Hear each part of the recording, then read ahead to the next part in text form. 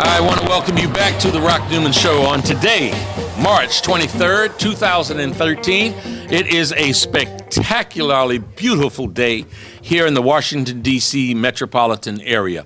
If you care to join us in conversation, you have a question, comment for my guest this hour, please feel free to give us a call at 202-889-9797. I've entitled this particular hour, Three Wise Men. And for those of you that are listening and watching around the world, I use the term three wise men in order to give you an idea and to give young kids an idea about making wise decisions in their lives. You know, we too much have children that spend their time on the playground, spend their time on the football field, spend their time in the boxing ring, dreaming of being a professional athlete. And you know something? Pretty much all of us have done that at one time or the other. But I see so many kids who focus their time, who focus their lives on honing their skills on the court, who focus their skills on the football field, but don't really focus their time and attention to developing themselves in their educational pursuits, which would be a foundation that no one can take from them. That is a foundation and a springboard for success. So I have two gentlemen on the line who also were athletes, but who understood the value of getting an education, because frankly speaking, neither one of them were that good of athletes. if I can make that introduction. But no, I have two gentlemen who have really gone to the top of their professions. They are folks that have, gone through the Ivy League schools and really prepared themselves for a life beyond the games that they played. And the two gentlemen I am talking about on the phone with me from New Jersey is Kery Davis. He is the Senior Vice President for Sports Programming and Acquisitions for HBO and Time Warner. Kery Davis, welcome to the Rock Newman Show. Hey, Rock, what's happening? All is great, and you're a better ball player than what I gave you great credit for. So I hear. Well, Jimmie Lee was, you're about to meet for sure. and in studio with me, this is the gentleman that I characterized in my Facebook postings along the week here as one of America's most eligible bachelors. I said many things that I thought were true in my postings, and that was that he was somewhat handsome, he was well educated, he got some coins in his pockets, and he wasn't yet betrothed, and so in my eyes that made him one of America's most eligible bachelors. Jimmie Lee Solomon, welcome to the Rock Newman Show. Thank you, Rock. I appreciate being here. Hey man, we can start anywhere. So let me pick a spot, and that spot would be this week. I think it finalized this week. The ball players from the Dominican Republic won the World Series, World Baseball Classic. World Baseball Classic, beating Puerto Rico. Yes, sir. And tell me something.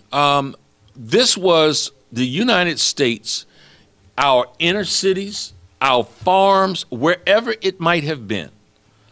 There was a point in time where we were the promised land for baseball talent. I'm going to come back to us not necessarily being that promised land anymore, as much as it once was.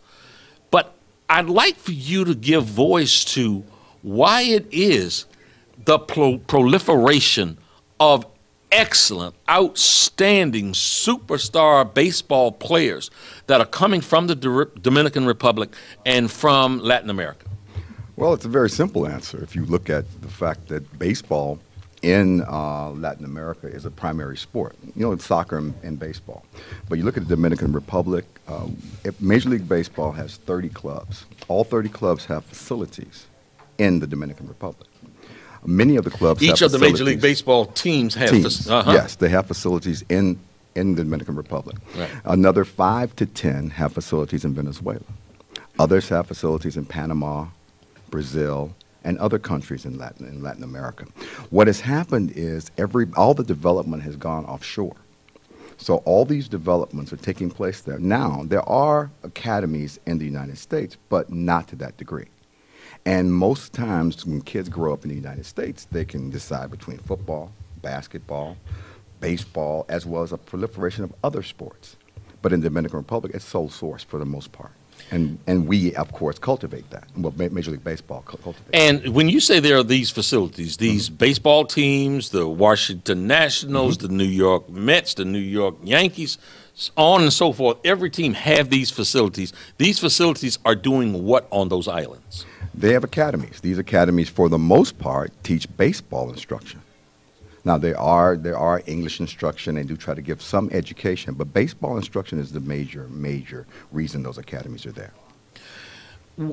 What do you think are the primary reasons for the lack of development of baseball players? Let's start where we are now, right now in the inner city, Washington, D.C., as the mayor said, the District of Columbia.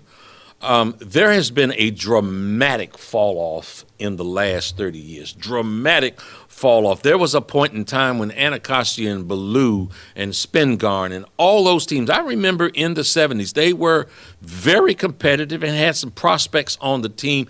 That is non-existent now. Why? Well, in the mid-70s, baseball reached its high point of African-American participation on the field, 27%. If you look back at the 40s, 50s, and 60s, and probably going into the 70s, the three major sports in our country were horse racing, boxing, and baseball. Football and basketball had not reached the pinnacle yet. Once football and basketball did reach the pinnacle, a lot of the athletes, African-American athletes, went to football and basketball. Now you say, why did that happen? I will say because in a lot of respects, baseball is a very expensive sport to play. You need a lot of green space, a lot of maintenance, and a lot of times in urban America, that monies weren't there. In the budgets for redevelopment, when you had a recreational component, you put something that was less expensive and needed less space, a basketball blacktop and a goal.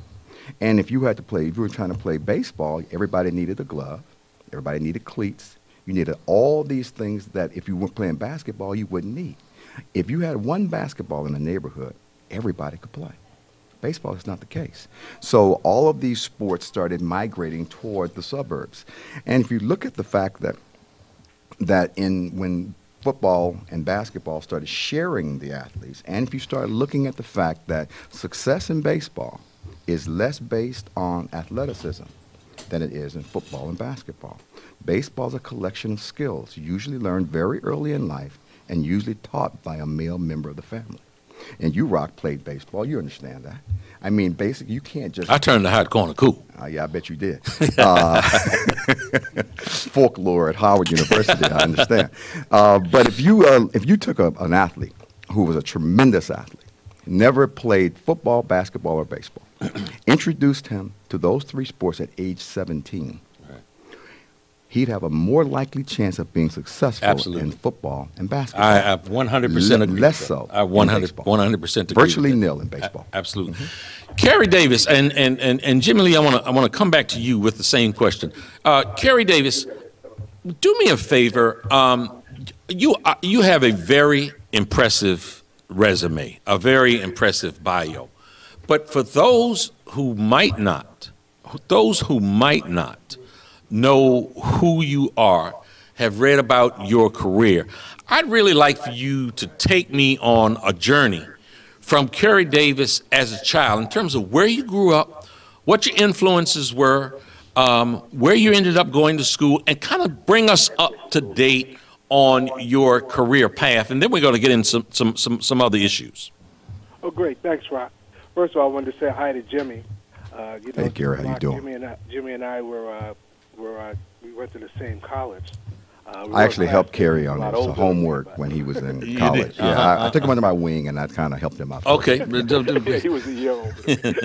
Anyway, but yeah, no, I grew up in the Bronx, and my influence was basketball. I played basketball at an early age, starting in the AAU programs in the Bronx, and I eventually played for my high school team. Now, let me tell you, let's just stop right there. So you grew up in the Bronx. Basketball was your influence.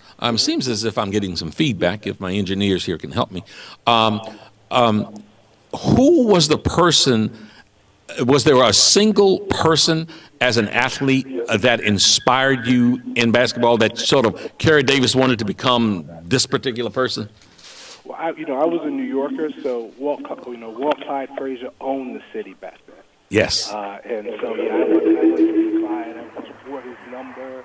As soon as I could grow facial hair, I let it grow as much as possible. I had the big fro, and Did you have any white fur coats? I couldn't afford a white fur coat, but I had the faux fur. Okay. Faux fur for sure, which my mother always joked about. She went out and bought me a faux fur, and I took it to the basketball on the basketball court. In a strange neighborhood, and somebody took it the first day I wore it. So. Hey, Kery, let me ask you, is there any chance that you might, or if you're on speakerphones, any chance you might be able to go on regular? I'm actually not on the speakerphone, but let me change phones. It's all good. This is live. This is what happens on live radio. This is what happens on live. This ain't no Memorex. This is live radio. So these are the kind of things we do and the kind of things we deal with. Is this better? Yeah, that's better. We can make it work. Okay, so you grew up in the Bronx. You were really attracted to basketball. Clyde Frazier was sort of a real inspiration for you. Take us on. And then I started to the biggest influence for me growing up, and I always say this to young people. I was a product of a single family household. I didn't really know my father at all. And for me, it was actually the church. It was a Catholic priest who basically rescued me, if you will, from thinking that basketball and the kids on the street were going to be my life. And he, taught me about education, taught me about being a young African American and potentially being a leader in the community. And he said, listen, the only way to do this is through education. It's not going to be, you're 5'10", you're not going to be Walt Frazier. So, and that was a turning point for me, and he turned me on to the idea of even going to an Ivy League school. So whereas my teammates in high school, and I played on a city championship type high school team, whereas my teammates were all talking these Division I basketball scholarships, he had me looking at being able to play the sport I love, but playing it on an Ivy League level, and that's how I got to Dartmouth, and that's where I met Jimmy.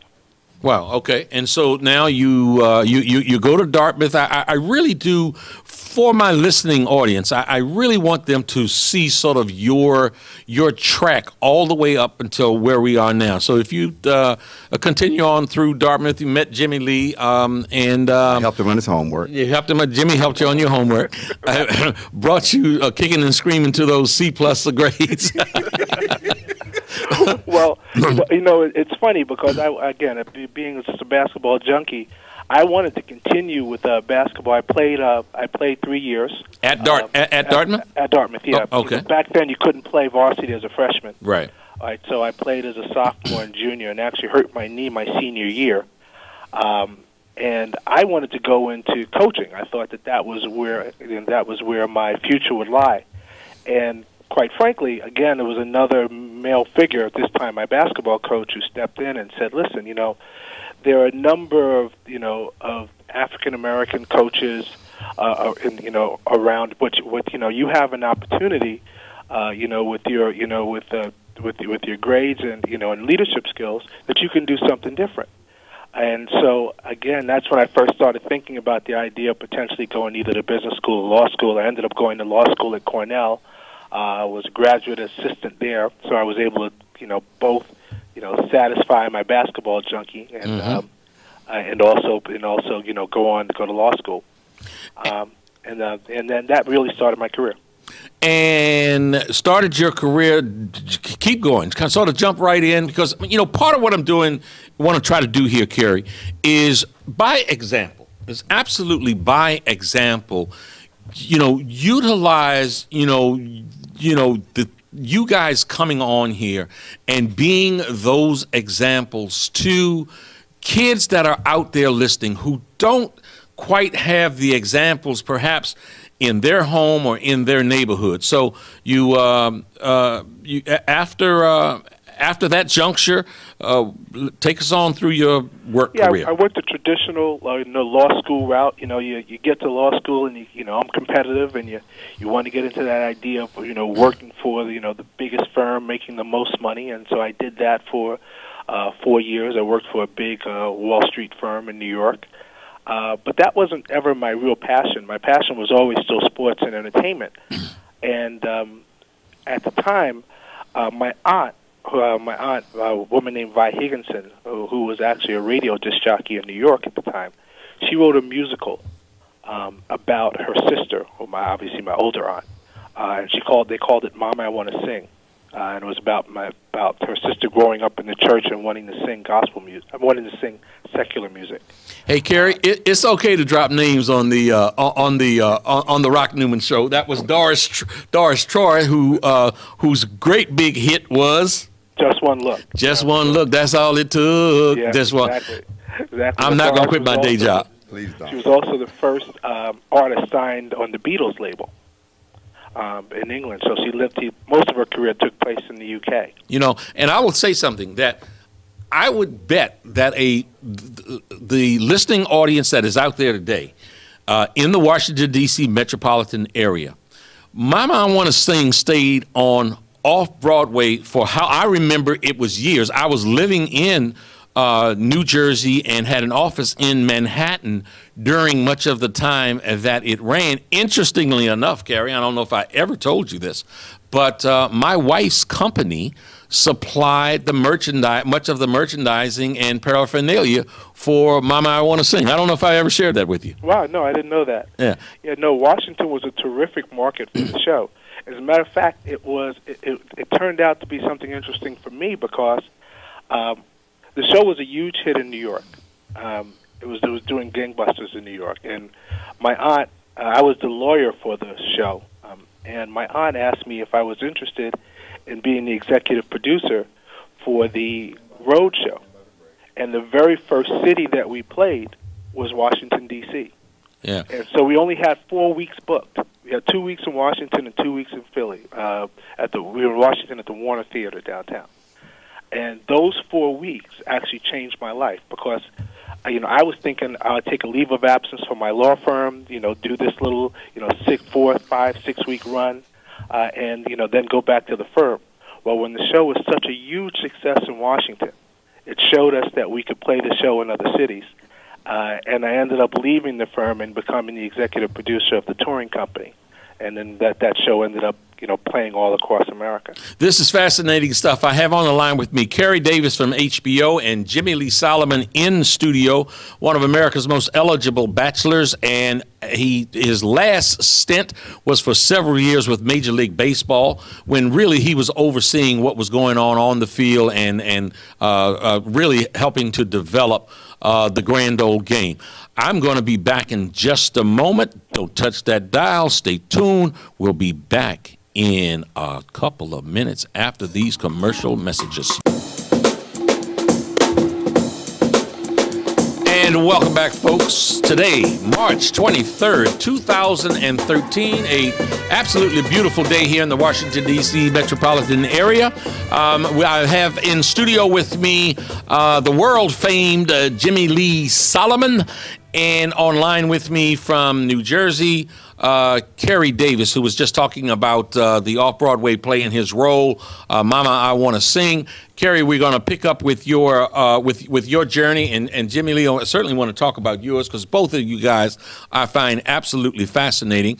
Before we do that, we have some callers on the line. Let's go to caller number 1, and that is Ron from Northeast Washington, D.C. Ron, welcome to the Rock Newman Show. Welcome, gentlemen. I wanted the gentleman to address the issue of racism in baseball. I used to play baseball right here in Southeast D.C. My baseball field was at 23rd and Savannah Street, and if you saw that field right now, you say, how could anybody play baseball on that thing? It was slanted. It wasn't a baseball field, but that's all we had. But, you know, that was back in the 70s, and there's been such a reduction in African-American baseball players. When you look at the College World Series, for example, in those playoffs, you don't see many black players on those college teams. And I've personally seen the lack of black participation in Little League baseball franchises. And I was wondering if there was if we're witnessing some sort of white backlash against black athletes in baseball because of the prominence in basketball and football. Has baseball become in hockey become the last bastion of white athletic participation? And is that reason we're not seeing young black ball players encouraged to stay with the sport through Little League and through college? Okay, Ron, let's let Jimmie Lee take a shot at that. Well, I mean, of course, if you want to ask if there's racism in baseball, there's racism in our society. So our baseball is comprised of people from our society, so I think it naturally follows. But what I will say is I don't think that there is a movement in baseball necessarily to have fewer African-American athletes per se. You don't feel like it's a conspiracy? I don't think it's a conspiracy. Mm-hmm. I'll tell you what I think it is. A perfect storm took place. One, if you look at the number, he talked about the college numbers and how low they are. In baseball, there are 11.7 scholarship opportunities at a Division I NCAA school. In football, there are 85 scholarships. Wow. Just do the math. Wow. So if you had a kid and you needed help to go to college and your kid was great in baseball and great in football, where are the best chances to get a full scholarship? Football, of course. Jimmie Lee, let's talk about this for a second, because I've introduced you as formerly with Major League Baseball. Mm-hmm. More recently, you have separated from Major League Baseball. Uh-huh. I did a lot of research. I saw several articles, but they all basically said no one had commented about why Jimmie Lee Solomon, who was one step away from the commissioner's seat, if you will, is no longer with baseball. Now, let me frame it this way.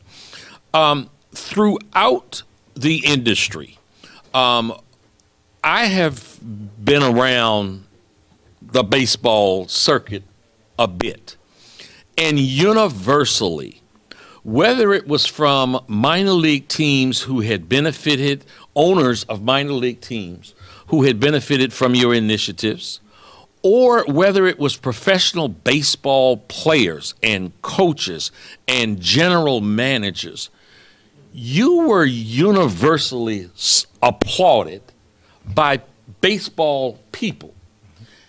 You are no longer with you. Look, not only were you universally applauded, there was a general consensus, in my opinion, at a time, that you were the leading candidate to become the commissioner of baseball should Bud Selig step down. Now, with that kind of backdrop, having framed it that way, and I don't think anything is inaccurate about what I've said, I certainly know the kind of communication and the feedback that I have gotten. You now no longer with baseball, and nobody has said why. Can you talk to us here? As I said to Vince Gray in the last hour, just between us folks. Well, what I can say is I had a 21-year career at Major League Baseball. I did start by running the minor league system and rose to a point where I was running all of baseball. I ran baseball operations. I oversaw major league operations, minor league operations, international operations. I oversaw the umpires, security, all the facilities, all the discipline, the urban youth academies, the civil rights game. I oversaw everything. And but there comes a time when you have a certain vision for the industry, and others in the industry have different visions. And when that happens, Rock, you know, it's sometimes very hard to make both of them comport in a cohesive business plan. And so what happened was... Do that mean there was a disagreement about how to move forward? Well, in moving forward and where the focus would be on certain elements, I became very, very interested in bringing, you know, academies to urban areas. We built the Compton Academy. We built another academy in the Acres Home area of Houston, Texas. We built one in San Juan, Puerto Rico. We built one also in the Pontchartrain Park area, the Barrow facility in New Orleans. We had contracts to build 2 more on my watch, one in Philadelphia and one in Miami. A lot of my time and effort and interest went into that.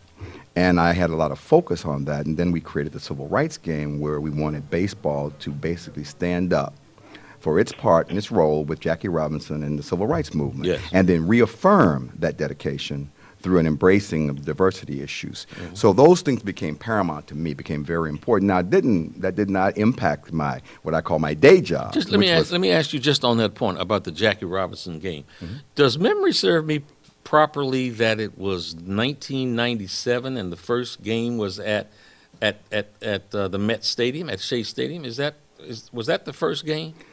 They were doing Jackie Robinson celebrations at various ballparks, but when we first got into it and made it an overall league initiative, it was at Met Stadium. Yeah, I think I was at that game. Uh-huh. I actually think I was at that game. Yeah, and what a great feeling it was that particular night with the kind of honor that was given to Jackie Robinson. But let me please allow you to continue about what was your departure from Major League Baseball, and why is it that there has been such silence from Major League Baseball about your departure?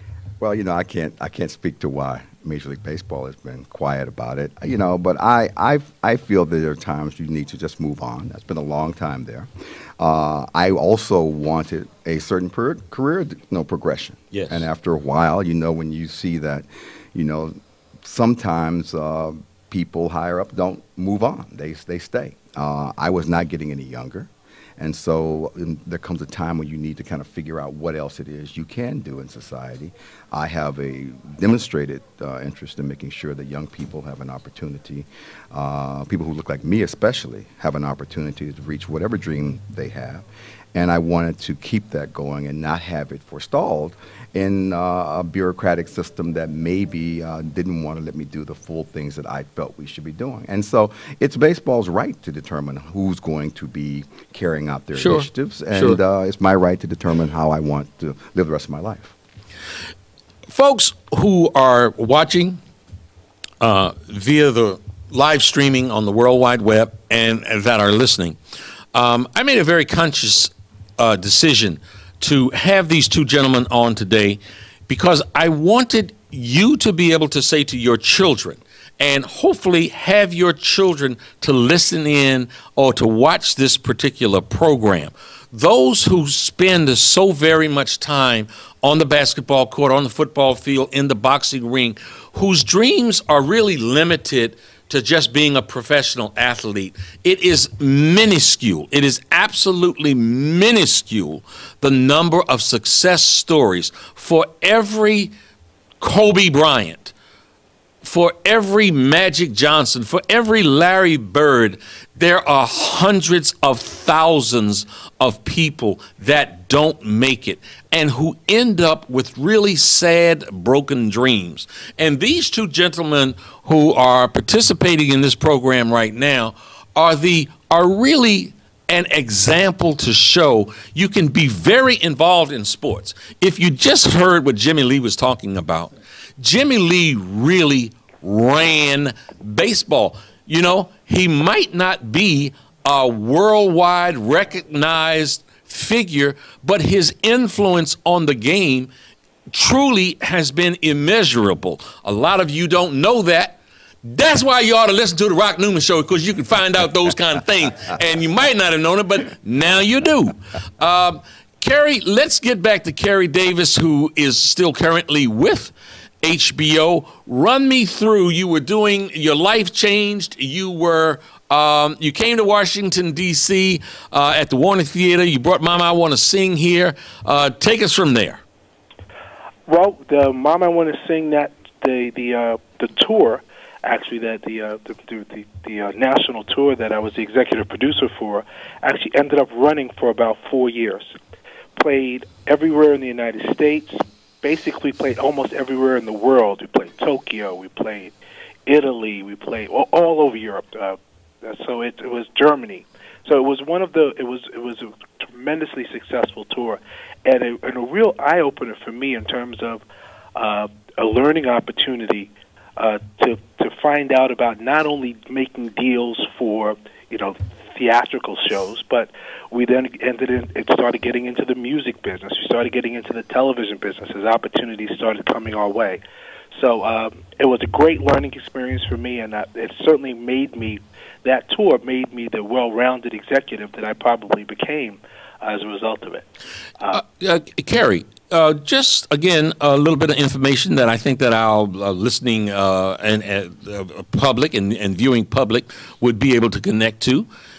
Do I remember correctly that the New York Knicks guard for a long time, Mark Jackson, actually married the lead in Mama I Want to Sing, Desiree, I can't remember her last name. Yeah, Desiree Coleman Jackson. Desiree Coleman. Yes.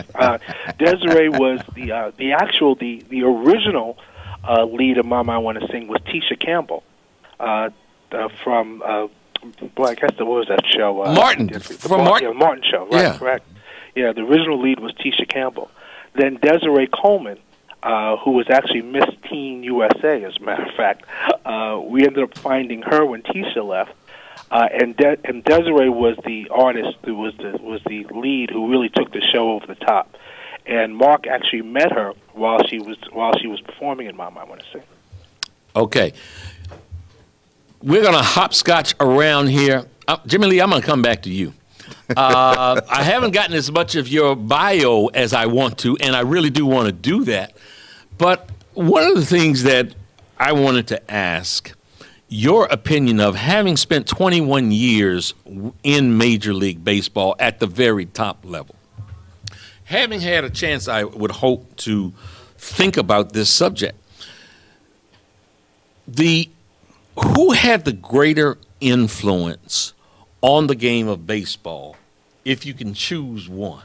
Mm-hmm. Curt Flood, who opened the floodgates for free agency, and these big salaries that we hear talked about today, and sort of what is a greater sense of independence for the baseball player, or Jackie Robinson, who is obviously credited with integrating the game? Hands down, Jackie Robinson.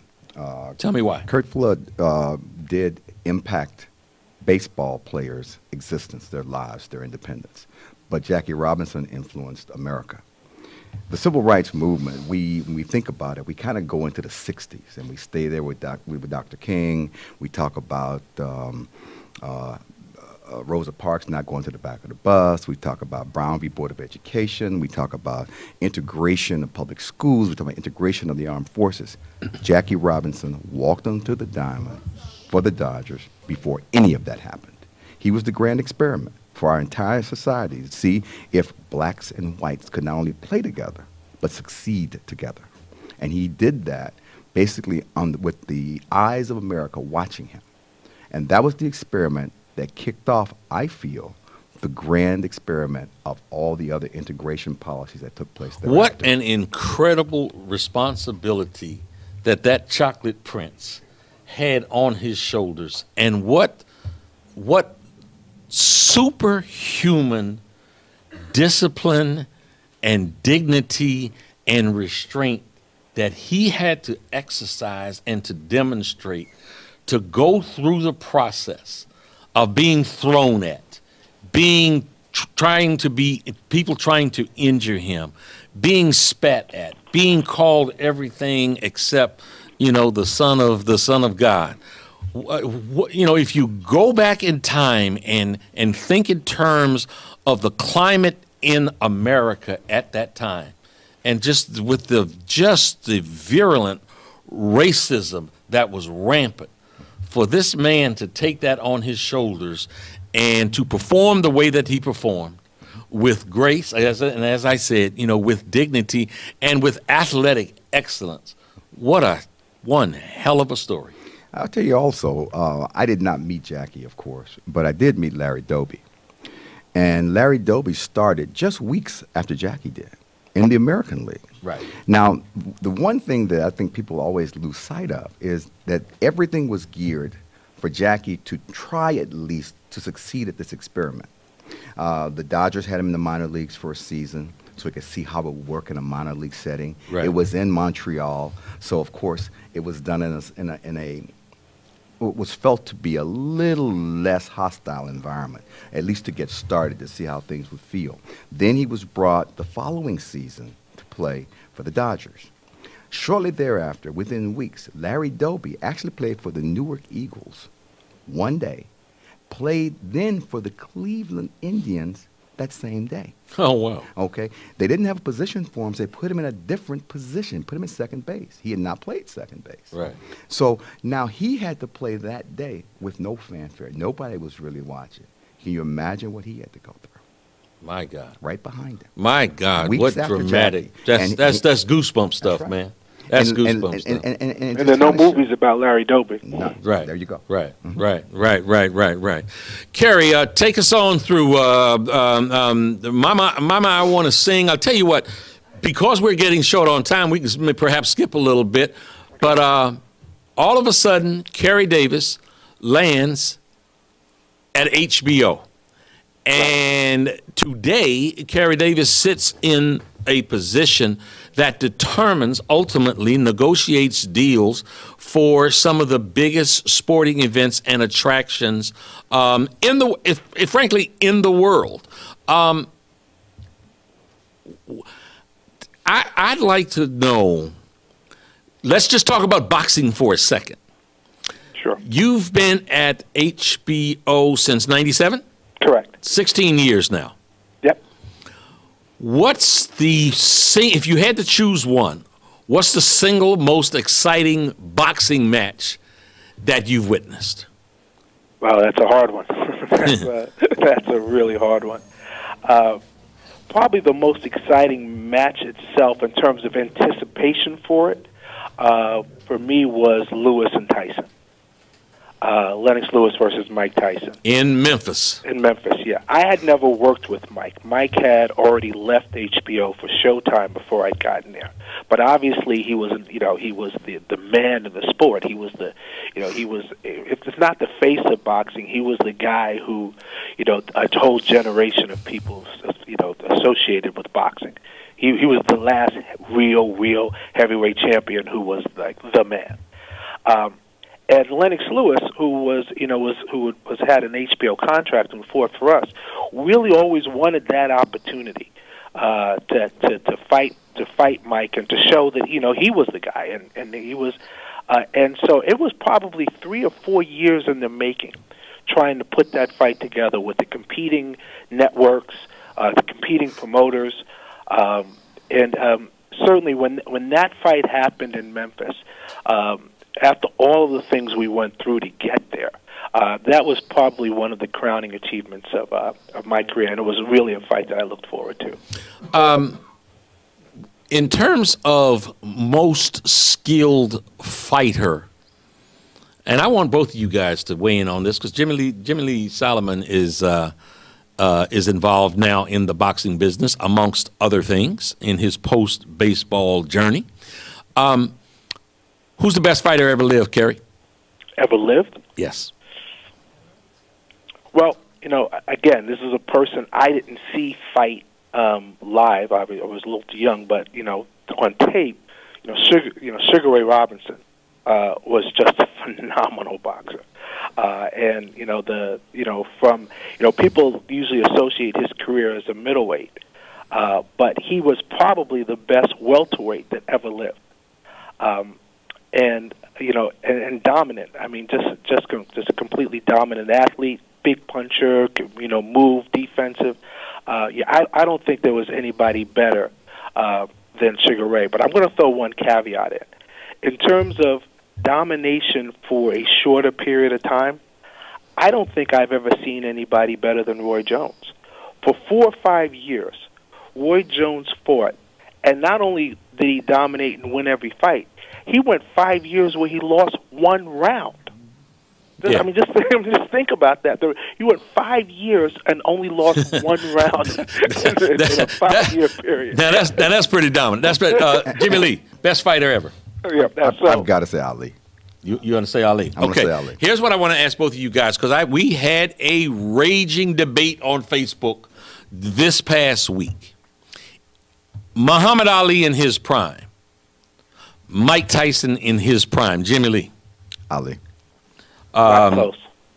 Not close. That was my feeling, but man, I'll tell you, and I think it was this generation that's in their 20s and 30s that thought that Mike Tyson was, so incredibly devastating, and he was. But in my estimation, the feedback that I gave was that Ali would have that my feelings about Tyson is this: Tyson was a great fighter. Rounds 1 through 4.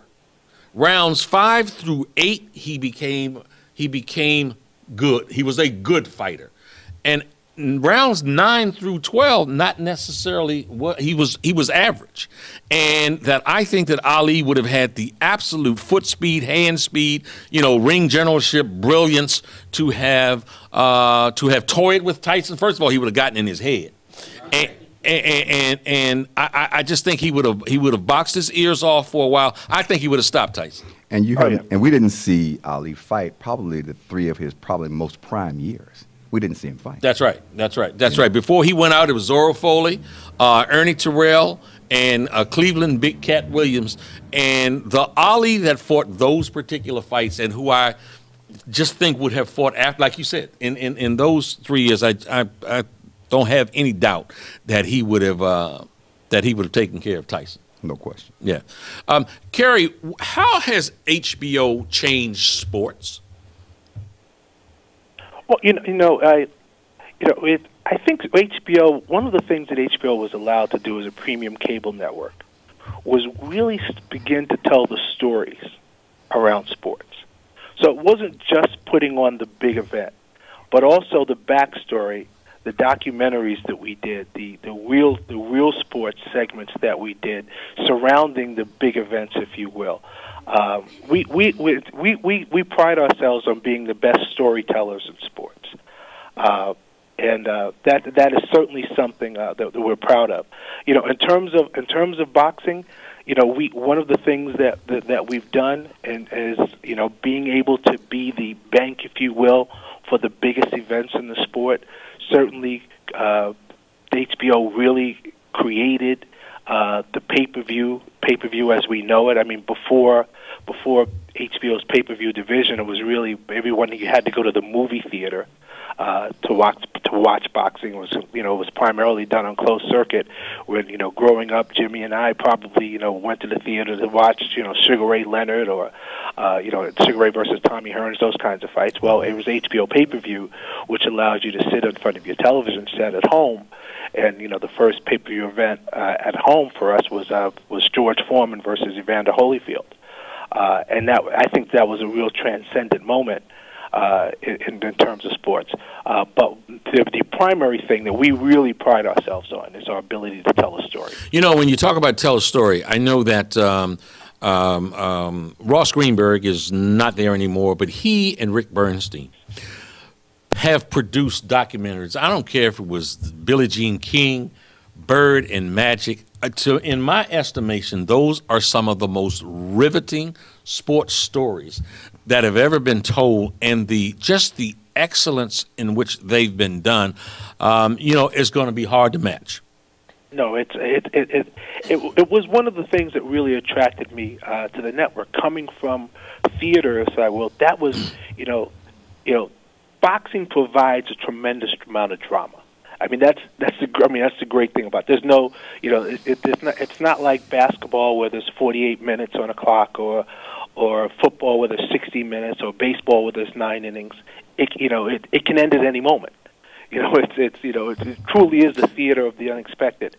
So the high drama of boxing, again, that's one of the things we were attracted to. But what Ross and Rick were able to do is tell the stories behind those dramas. Behind the scene, absolutely. Yeah, behind the scenes drama. I mean, when you look at a show, one of the shows that I'm most proud of that's happened on my watch, 24/7. That was certainly something that came as a result, again, of us really wanting to get into the backstories of these athletes. I remember, Roy Jones always kids me for this, but the idea actually came from a Roy Jones video. When Roy fought John Ruiz for the heavyweight championship, yes, he and Nike did a video showing his training during camp. Right. And Roy came up and showed it to me. And one of the things, you'll get a kick out of this, he was training with a guy named Mackie Shilstone at the time. We know him very well. Right, exactly. And Mackie was a great nutritionist, and Roy wanted to have the ability to add on, 25 pounds of muscle in order to challenge for the heavyweight championship. And maintain his quickness, right. And maintain his speed. And so they showed a segment where Mackie and Roy are on the track, and what I didn't know about Mackie, because I just thought of him as a nutritionist, was that Mackie was also terrific with the athlete's mind. Yes. Right, and so he's running around the track, and he's right behind Roy, and he's talking to Roy, and he literally played out the first 6 rounds of the fight. Mm-hmm. And just telling, here's what's going to happen in round 1, here's what's going to happen in round 2, so on and so on. And then he said, in round 5, you're going to hurt him. You're going to hit him with a right hand, and you're going to hurt him. And Roy says, yes, I see it. And then he says, what are you going to do next, Roy? Roy says, I'm going to go in for the kill. He says, no, you're not. He says, why not? He says, because that's when he's going to be most dangerous. Mm-hmm. When he's wounded, that's when he'll be most dangerous and you'll be most vulnerable. Right. I want you to back off at that point, right? And then they'll get him again, right? So I'm watching the fight. About the 5th round, Roy hits Ruiz with a huge right hand. Yes, right? yes. He's wobbled. He goes to the ropes, right? And Roy literally goes in for the kill, and then he stops. Right? He remembers that conversation. Exactly. And he starts doing a little dance and a little shuffle. The crowd goes crazy, and I'm like, what the heck? Yeah. Right? If we would have been able to show that video prior to the fight, yes, right, everybody would now know what I knew. Jimmie Lee Solomon, you are in the topsy-turvy world of boxing now, as I understand. Kery just characterized it as the theater of the unexpected. Some have characterized it as the theater of the absurd. You've jumped in somewhat of a prominent way and have a heavyweight that you now are managing. What drew you to boxing? Well, I've always loved boxing. My father actually took me to an Ali fight when Ali fought, when he lived in Houston, and actually fought Ernie Terrell. Ernie Terrell, yeah. And when I saw that, Gene Terrell's brother from the Supremes. I was taken. I was taken when I saw that. Kery and I have talked about it. It's kind of funny how Kery and my life has intertwined so many different times. Sure. One, we go to college together, student athletes. Right. Then we both go and work in sports. Let me ask you a question. Y'all were both student athletes at the same college? Yes. At the same time? At the same time. I was a year ahead of him. Who got the most girls? Oh, Kery, of course. Oh, okay. No, Jimmy for sure. No. Well, I'll tell you one thing. He played football and I played basketball. So the advantage we had back then is we didn't have those baggy shorts. So we walk around. We're basically walking around in our underwear. We're playing. And Jimmy had a mask on and helmets and stuff. So I had a little advantage there. Yeah, he did. But I went on to say, now I'm in boxing, of course. And Kery and I have discussed my fighter. And hopefully we will have another intersection when my fighter fights on HBO, hopefully soon. Hint, not so subtle hint. But also, and Kery's just talking about Mama I Want to Sing. Yeah. You know they did a movie recently, and you know who played Mama, don't you? Who played Mama was Lynn Whitfield. Lynn Whitfield, somebody that I know, and I think you know better. Yeah, we dated for about 4 years. I was going to say, you still an eligible bachelor. You got to know her better than I did. Let's hope so. I did date her. I will say, while they were filming the movie, I did not bring Jimmy's name up. Let's just make that clear. You know what? I'm going to tell a story. I'm at the Bermuda Music Festival. The OJs are playing, and they're singing a song. They're singing this song. They're very passionately. We're out on the beach. We're just right at the foot of the Atlantic Ocean, under the stars. It was nothing short of spectacular.